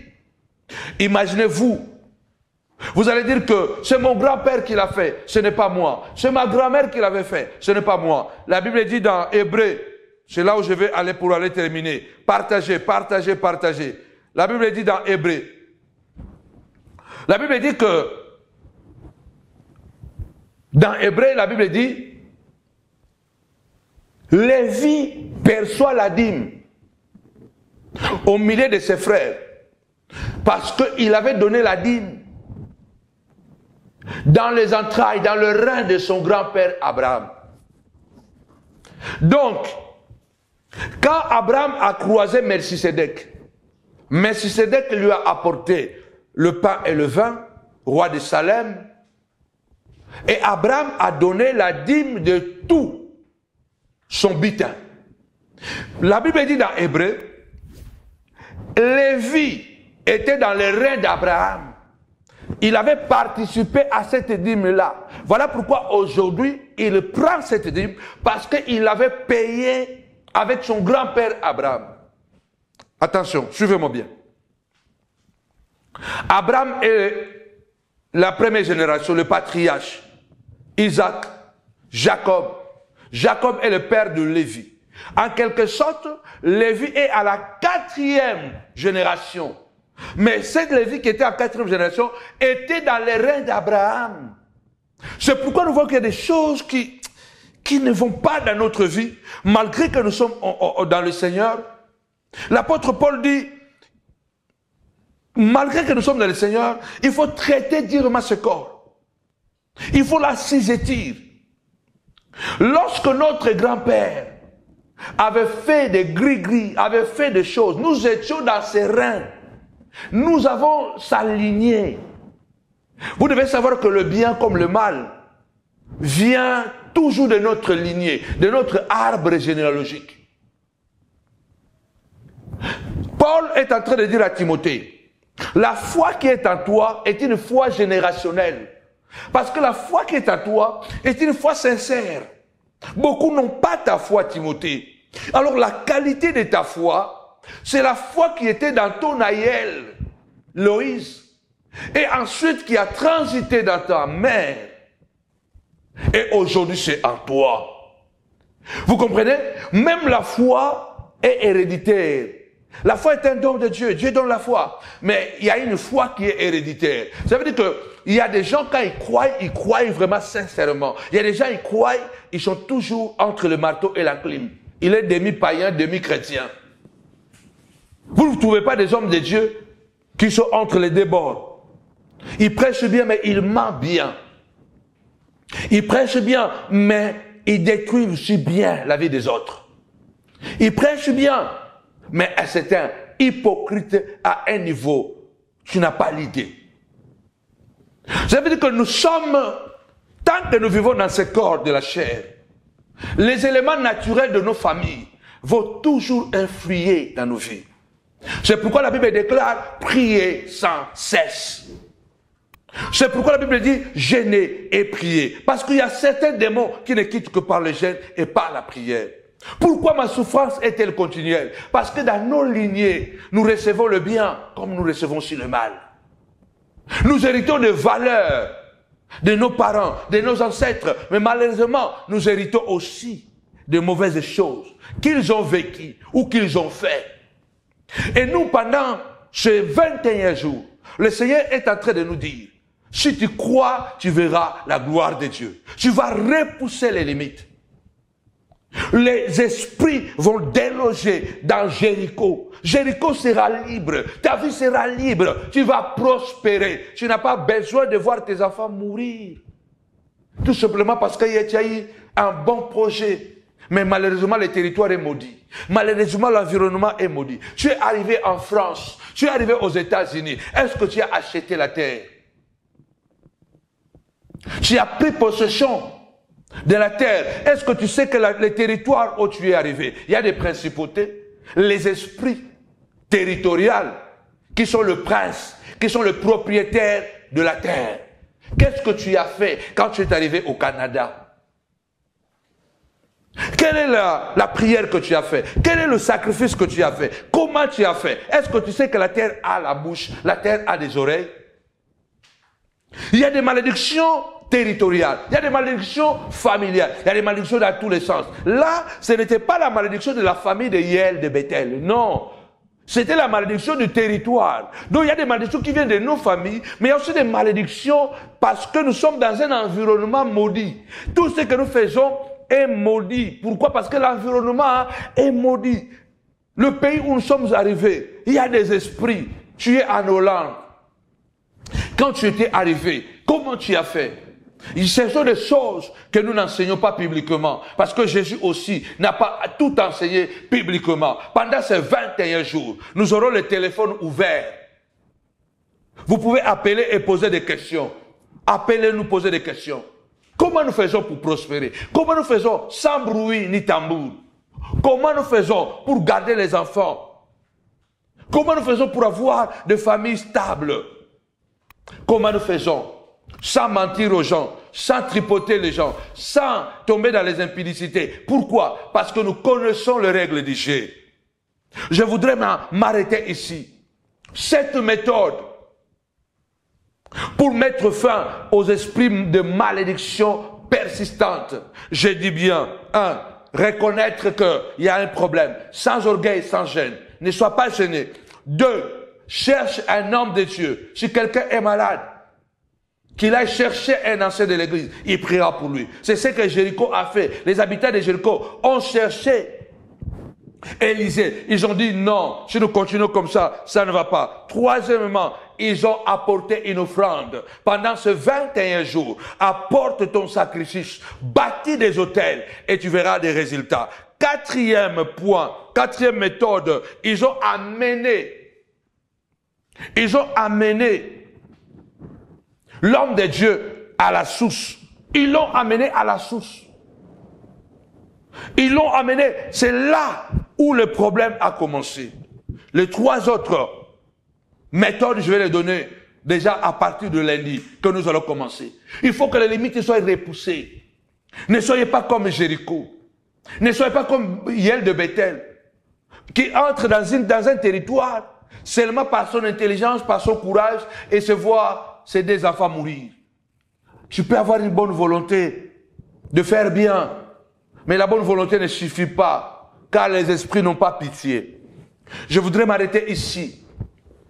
21 jours de jeûne et prière. 21 jours de jeûne et prière végétarien.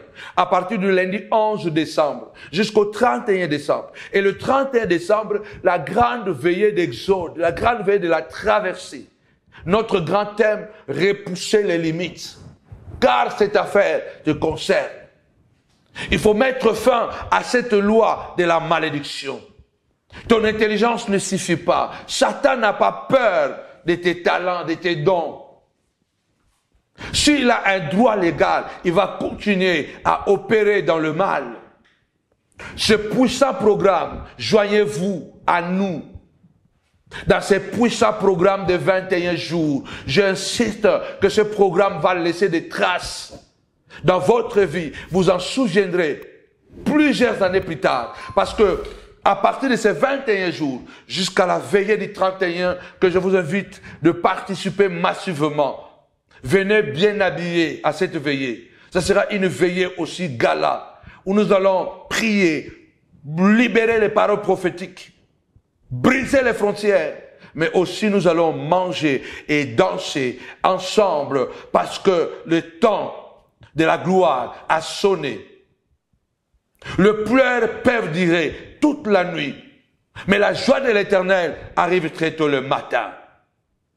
Jéhovah Shammah te dit, lève-toi, prends courage. Cette affaire te concerne. Je sais ce que je dis. Je vis ce que je dis. Je me connais parce que je ne suis que le fruit de ce que je prêche. Nous autres, ce n'est pas un slogan. Nous autres, sans Dieu, on ne serait pas là. Nous autres, là, si on ne connaissait pas le mystère de la parole, on ne serait pas là. Je ne sais pas si les enfants seraient où, si ma femme serait où, si moi-même je serais où. Mais si vous nous voyez comme ça, là, debout là, parce que nous connaissons ces choses, nous marchons dans l'intégrité, mais les combats sont terribles. Parce que nous venons aussi des familles compliquées, nous entrons dans des territoires compliqués, minés comme Hiel de Bethel. Nous avons accueilli dans nos vies des amis ennemis, les gens que nous avons accueillis, que nous avons aimés, et finalement, ils nous ont laissé des dégâts, des traces, qu'il fallait vraiment la puissance de Dieu pour s'en débarrasser. Alors je prie vraiment, le 31 décembre 2023, à l'espace Oasis à Noisy-le-Sec, la montagne de la prière ministrice vous invite. Cette veillée, elle est pour toi. Pendant ce 21 jours, viens traverser l'année avec nous. Le Seigneur va surprendre ta vie, va augmenter, va te faire progresser, parce que la gloire de Dieu sera tellement intense. 2024, c'est ton année. Les enfants seront libérés. Ton mari libéré, ta femme libérée, parce que la parole est accompagnée de miracles, de signes et de prodiges. Nous avons la foi qu'avec Jésus, nous ferons des exploits. Nous vous invitons. Samuel est en train de projeter l'adresse et surtout n'oubliez pas, nous avons besoin de votre soutien financier. Le 31 décembre, la seule nuit là nous coûte une fortune. Nous avons besoin de votre soutien financier. Il y a le Paylib, le PayPal, il y a l'IBAN et projeté ici sur la vidéo. Vous allez le voir, envoyez votre soutien, écrivez tout simplement soutien pour la nuit du 31 décembre. Nous allons payer cette salle ensemble avec vous. Et je suis convaincu que Dieu ne tardera pas à se révéler dans votre vie. Soyez comme des Marie de Magdala qui a été guérie, libérée de 7 démons. Elle a mis son potentiel financier au service du ministère de Christ. Jeanne, la femme de Cousin, l'intendant de Rhodes. Suzanne et tant d'autres. La Bible dit, accompagnez Jésus et le soutenez avec leur argent. Même Jésus avait un département des finances, avait des partenaires. Devenez partenaire de la montagne de la prière. Le Dieu de mon alliance ne t'oubliera pas. Il se souviendra de toi, comme il s'est souvenu de Corneille. Il a envoyé un ange. Il s'est souvenu de Dorcas. Il l'a ressuscité. Je prie au nom puissant de Jésus.